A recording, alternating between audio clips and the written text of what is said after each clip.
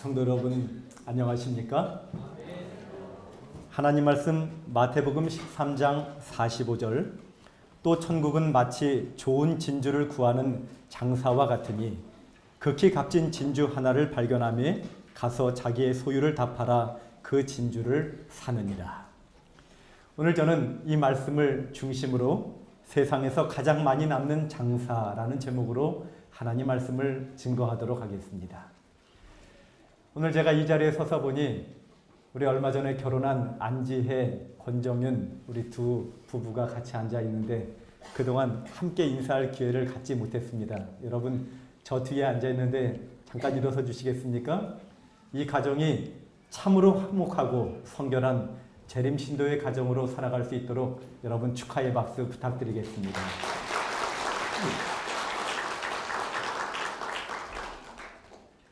지난 8월 24일에 세계에서 가장 비싼 진주가 발견되었습니다. 사실 이 진주는 이미 10년 전에 필리핀의 팔라완 섬에 사는 한 어부에 의하여 발견된 것이었습니다. 태풍이 분다고 하여 배에 닻을 내렸는데 그 닻이 진주 조개에 걸린 것입니다. 그 닻을 회수하는 과정에서 진주를 발견하게 되었는데 이 어부는 이것이 진주인 줄도 몰랐습니다. 집의 침대 밑에 10년 동안 보관하고 있다가 팔라완시의 중심 도시인 푸에르토 프린세사시의 시 관광 담당자에게 이것을 건네게 되었는데 그가 진주임을 알아봤습니다. 여러분 이전까지 가장 큰 진주로 세상에서 알려진 것은 6.4kg짜리였는데 이 진주는 무려 34kg였습니다. 보석 감정사들이 평가한 가격은 무려 1억 달러, 1,100억 원이 넘었습니다. 여러분 예수님 당시에도요 진주는 최고의 보석 중에 하나였습니다. 사도 바울은 디모데전서 2장 9절에 여인들이 단정한 삶을 살기를 바라면서 금이나 진주나 값진 옷으로 하지 말라고 하였는데 이미 그 당시에도 진주는 부자나 귀족이나 왕족들에게 그들의 부를 나타내는 그런 상징이 되는 보석이었습니다. 그 당시에는 진주를 양식하거나 인공으로 만드는 기술이 없었기 때문에 상인들은 좋은 진주를 찾아 구하러 다녔고 좋은 진주를 만나면 큰 돈을 벌 수 있던 그런 시대였습니다. 이스라엘에서 비교적 가까운 홍해나 지중해에서 나는 진주는 상대적으로 저렴했지만 페르시아만이나 멀리 인도산 진주는 매우 귀한 것으로 여겨져서 때때로 상인들은 위험을 무릅쓰고 진주를 구하기 위하여 먼 나라까지 여행하는 일들이 있었던 것입니다. 여러분 예수님은 그 당시에 익숙했던 진주를 구하는 상인들의 이야기를 통하여 천국을 설명하고 계셨습니다. 천국은 마치 극히 값진 진주를 구하는 장사와 같다고 하였습니다. 여러분 이 비유가 주는 교훈이 무엇입니까? 선지자는 말합니다. 이 비유는 하늘 보화의 가치와 그것을 얻기 위하여 들여야 할 노력을 설명한다. 하늘 보화를 찾는 사람도 진리의 보화를 얻기 위하여 어떠한 수고도 너무 크다고 생각하지 않을 것이며 어떤 큰 희생을 요구할지라도 그것이 너무 값비싼 것이라고 생각지 않을 것이다. 여러분 우리는 이 비유를 통하여 우리가 사모하는 천국이 얼마나 값진 것인지 그리고 정말 그 천국의 가치를 발견한 사람은 이 세상 것이 얼마나 가치 없게 보여서 이 세상 것을 다 희생해서라도 천국을 위하여 노력하게 될 것인지에 대하여 이 비유를 통하여 우리에게 설명하고 있는 것입니다. 이 비유에서 극히 값진 진주는 누구를 상징할까요? 여러분 누구를 상징할까요? 바로 예수님이시죠. 학개서 2장 7절에 예수님은 만국의 보배시라고 하였습니다. 영감의 말씀은 이렇게 말합니다. 그리스도 자신이 값진 진주이시다. 그의 안에는 아버지의 모든 영광과 신성의 온갖 풍성하심이 충만해 있다. 그리스도의 의는 순백의 진주처럼 결함도 없고 흠도 없다. 금세나 내세에 있어서 사람의 심령의 필요와 갈망을 만족시킬 수 있는 모든 것은 그리스도 안에서 찾을 수 있다. 우리 구주께서는 너무도 값진 진주가 되심으로 그분에 비해서 다른 모든 것은 해로운 것으로 여겨진다. 여러분 저는 몇 해 전에 필리핀 발라완 섬의 엘리도라고 하는 해변을 여행할 기회가 있었습니다. 그런데 그 해변이 얼마나 아름다운지요. 제가 누가 어디 해변이 아름답다고 해도 설마 엘리도만 하랴 하고 별로 기대가 안 되는 것입니다. 히말라야의 아름다운 산을 그리고 로키의 그 장엄한 산맥을 경험한 사람들이 우리나라에서 어떤 산이 아름답다는 이야기를 들어도 그것이 성에 잘 차지 않을 것이라 생각이 듭니다. 여러분, 우리가 한번 예수님을 진정으로 만나고 그분의 품성의 아름다움을 경험하게 되면 우리는 이 세상에서 무엇인가 가치 있는 것을 찾아 헤매는 것이 헛된 것임을 깨닫게 될 것입니다. 사도 바울은 예수님을 만난 후에 고백하기를 빌립보 3장 9절에 내가 이 세상 모든 것을 해로 여김은 내 주 그리스도 예수를 아는 지식이 가장 고상함을 인함이라.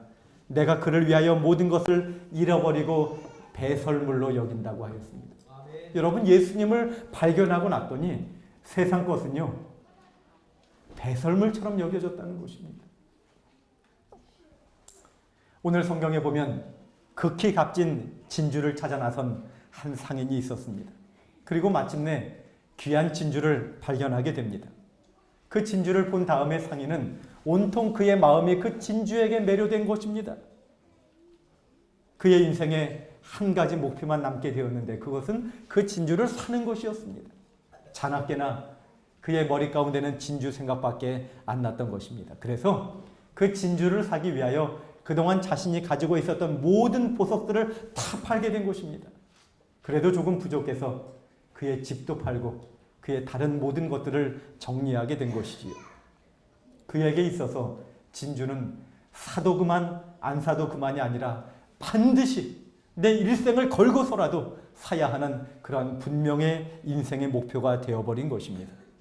사랑하는 태는 가족 여러분, 저와 여러분에게 하늘나라는 가도 그만 안 가도 그만인 곳이 아니라 반드시 가야 하는 소망의 곳이 되시기를 간절히 바랍니다. 예수님은 믿어도 그만 안 믿어도 그만이 아니라 우리가 믿고 붙들고 의지하고 영원히 섬길 나의 유일한 구주로 그렇게 사모하게 되시기를 간절히 바라는 것입니다. 삭개오라는 사람이 있었습니다. 그의 인생의 목표는 부자가 되는 것이었습니다. 그가 신체적으로 부족한 것을 좀 부자가 되어서 만회하고 싶었던 것입니다. 그리고 그는 정말 부자가 되었습니다. 그런데 그의 마음 가운데 공허함, 채워지지 않음이 있었습니다. 그런데 어느 날 예수님이 그의 마을을 방문하시고 그의 집을 찾아오셨습니다. 그가 예수님을 만난 후에 그의 인생은 완전히 달라졌습니다. 더 이상 그가 가치 있게 여겼던 그 돈이 그의 삶 가운데 가치가 없게 느껴진 것입니다. 그는 예수님께 고백합니다. 주여 보시옵소서. 내 소유의 절반을 가난한 자들에게 주겠사오며 만일 다른 사람의 것을 토색한 일이 있으면 4배나 갚겠나이다. 예수께서 이르시되 오늘 구원이 이 집에 이르렀으니 이 사람도 아브라함의 자손임이로다. 아멘. 여러분, 그는 세상의 모든 것을 희생해서라도 예수님을 놓치고 싶지 않았습니다. 그에게 예수님은 최고의 값진 진주였고 더 이상 세상의 것은 그에게 매력이 없었던 것입니다. 니고데모란 사람이 있었습니다.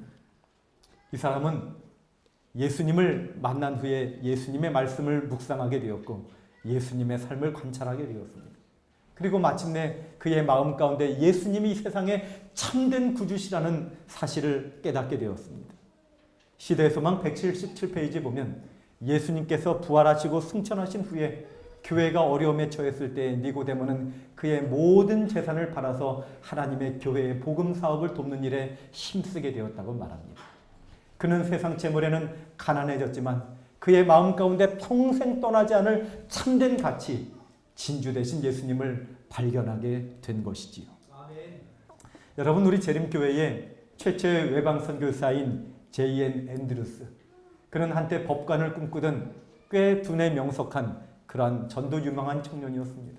그런데 그가 그의 집에 새들어 살던 한 소녀로부터 재림 기별을 받아들인 후에 성경을 연구하게 되었고 그는 예수님을 만나게 된 것입니다. 그의 인생이 달라졌습니다. 그의 인생의 목표가 달라졌습니다. 그는 주의 복음 사업을 위하여 헌신하기로 작정을 합니다. 최초로 유럽의 선교사를 파송할 때에 앤드루스는 17살의 아들과 12살의 딸을 데리고 그 사업에 홀홀 그렇게 나서게 되는 것입니다. 그가 처음에 스위스로 가서 불어를 배우고요. 그 불어를 배워서 프랑스어로 시조 잡지를 만들어서 유럽 전역에 보급하는 일을 하였습니다. 다시 독일어를 배워서요. 독일어로 유럽 전역에 또 복음을 전하기 시작했습니다. 그가 유럽 선교를 떠나기 직전에 아내를 잃었고 유럽에서 전도하다가 딸 메리를 잃게 되었습니다. 그도 건강이 악화되어 54세의 젊은 나이로 죽게 되었는데 그는 마지막 죽는 순간까지도 말로 하면 그의 아들이 받아 적는 그런 방식으로 복음을 받아 적게 하고 그것을 인쇄하여 사람들에게 전하면서 그의 온 삶을 값진 진주 되신 예수님을 위하여 헌신하는 그런 삶을 살게 된 것입니다. 사랑하는 여러분, 저와 여러분에게도 우리 주님이 우리의 삶을 전부 들여서라도 정말 섬기고 싶고 바치고 싶은 그런 값진 진주로 발견되게 되시기를 주님의 이름으로 축원합니다.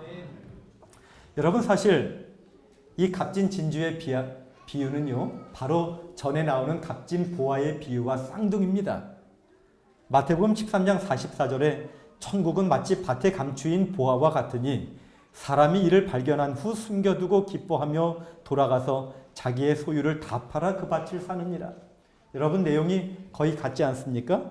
보화를 발견하였고 기뻐하였고 자기의 소유를 다 팔아 그 밭을 샀다는 것입니다. 그런데 두 비유의 차이점이 있는데 밭에 감추인 보화는 그 보화가 천국 같다고 했어요. 천국은 감추인 보화와 같다 이렇게 말씀하죠. 그런데 이 진주의 비유는 진주와 같다고 말씀하시지 않으시고 천국은 진주를 구하는 장사와 같다 하면서 이 두 번째 비유는 그 장사꾼에게 그 상인에게 초점을 맞추고 있는 것입니다. 저는요, 이 말씀을 묵상하다가 우리가 섬기는 예수님이 바로 그 진주를 구하는 장사꾼임을 깨닫게 되었습니다. 우리 예수님은 죄로 잃어버린 우리들을 찾기 위하여 하늘 보좌를 버리시고 먼 곳 이 지구까지 진주를 구하러 오신 장사꾼이었습니다.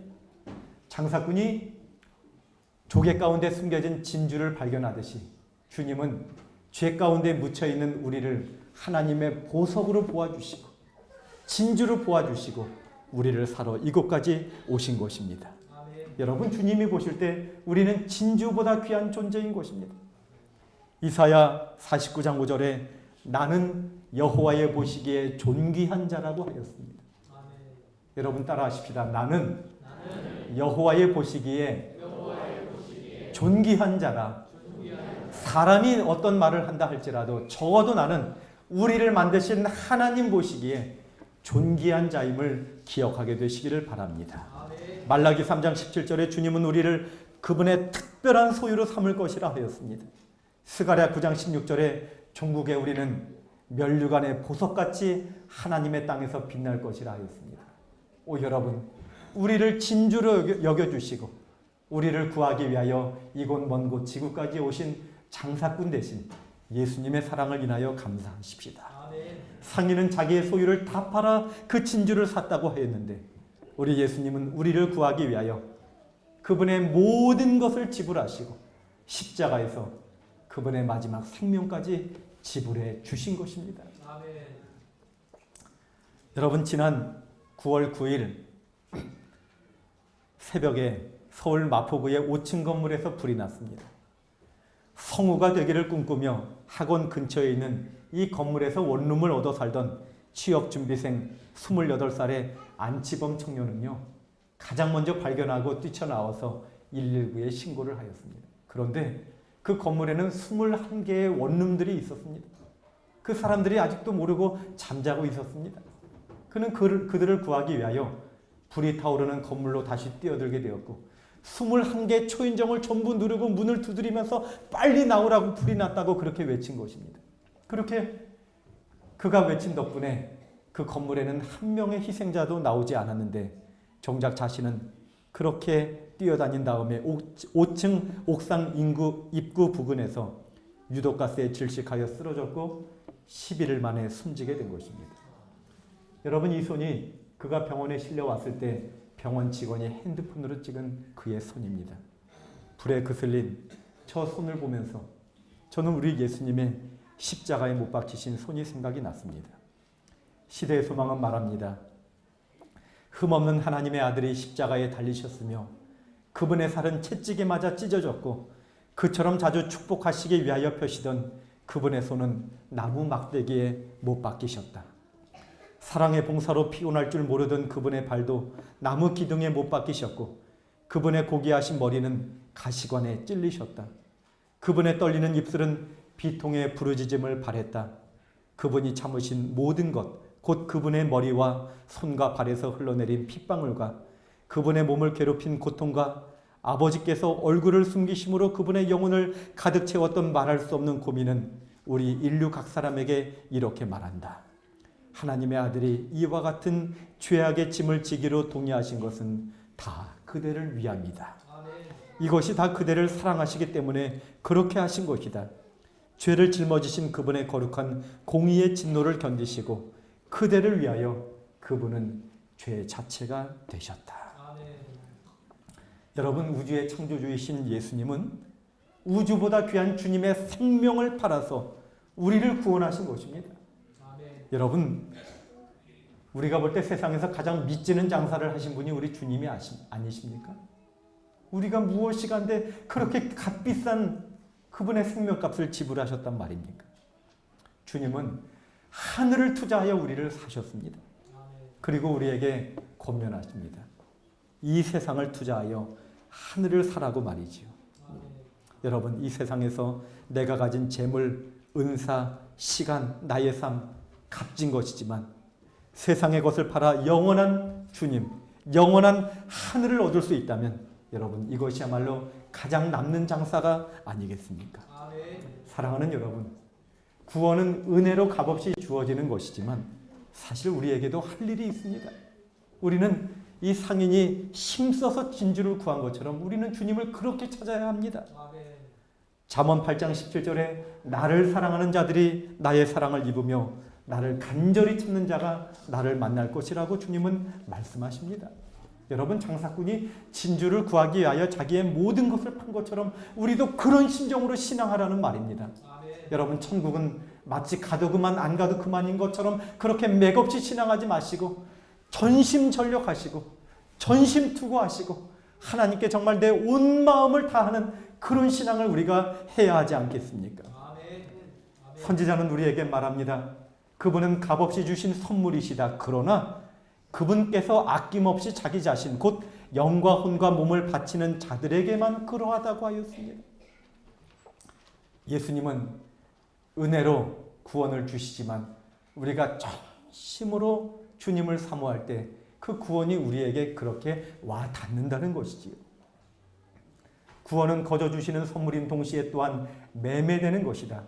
우리는 우리의 노력으로 구원을 얻을 수 있으나 그것을 얻기 위하여 이 세상의 모든 것을 버릴 만큼 깊은 관심과 백절불굴의 정신을 가져야 한다. 우리에게 지불하도록 요구된 값은 금이나 은이 아니다. 하나님은 그대가 즐겨 순종하기를 요구하신다. 그분은 그대에게 그대의 죄를 버리기를 요구하신다.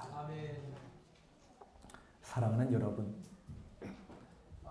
이 상인이 진주 구하기 위하여 모든 것을 팔았던 것처럼 우리도 희생하고 헌신하는 삶을 살게 되시기 바랍니다.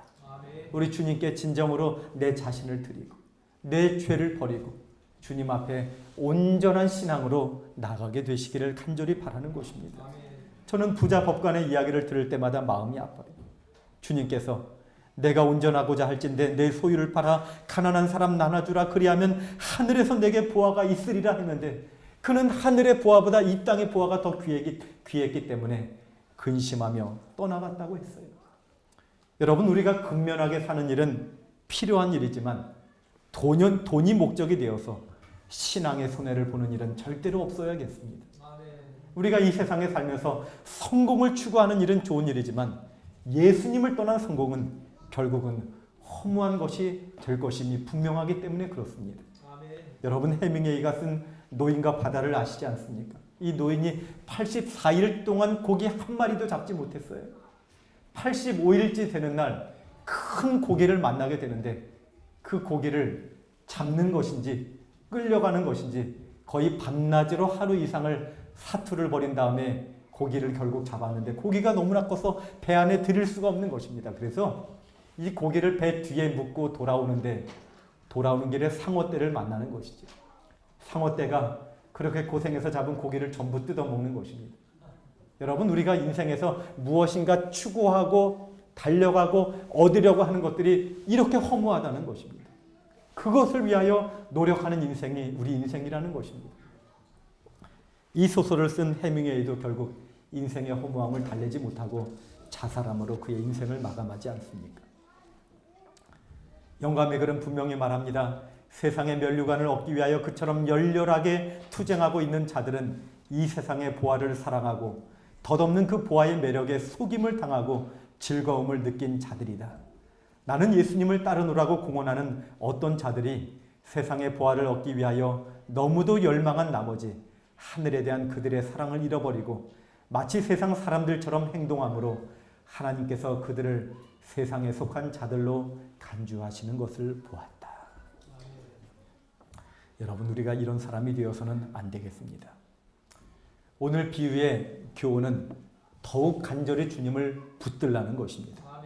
장사꾼이 모든 소유를 다 팔아 진주를 산 것처럼 나의 시간, 나의 재능, 나의 재물, 나의 모든 것을 바쳐서라도 주님을 사라고 그렇게 명령하십니다.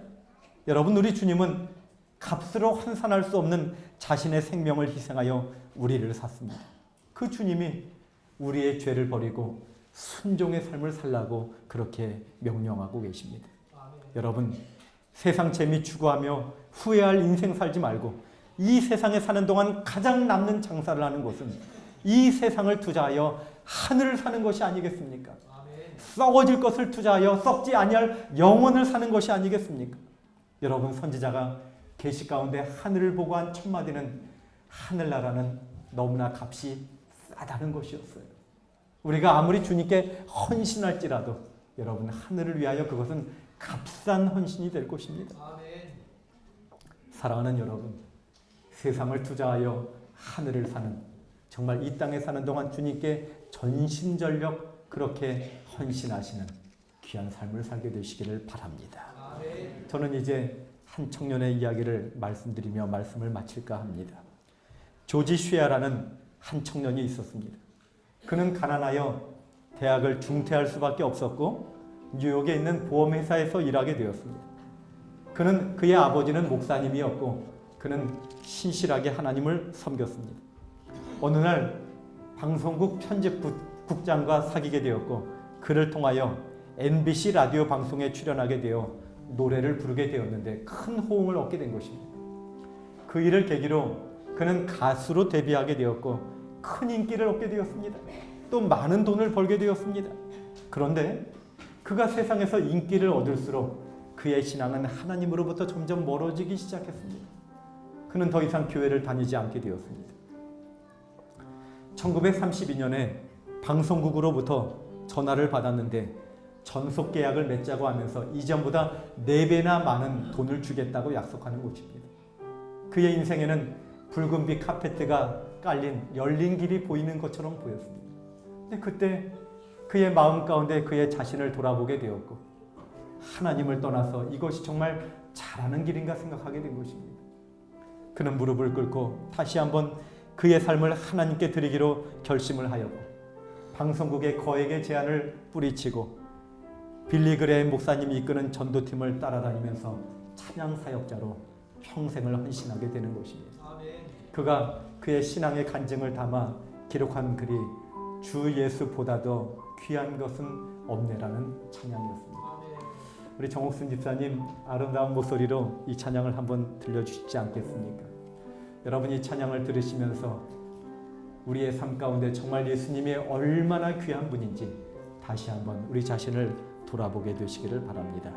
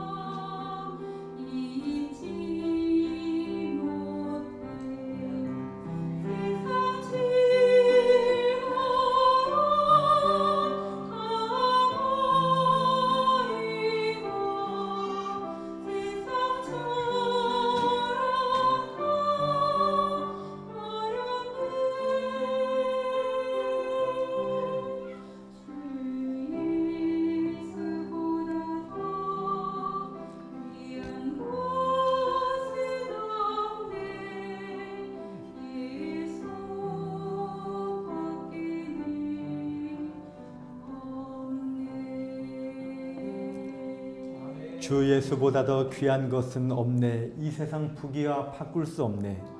오늘 이 고백이 저와 여러분, 특별히 오늘 침례를 받으시는 7분의 신앙의 고백이 되시기를 간절히 바라면서 말씀을 마치도록 하겠습니다.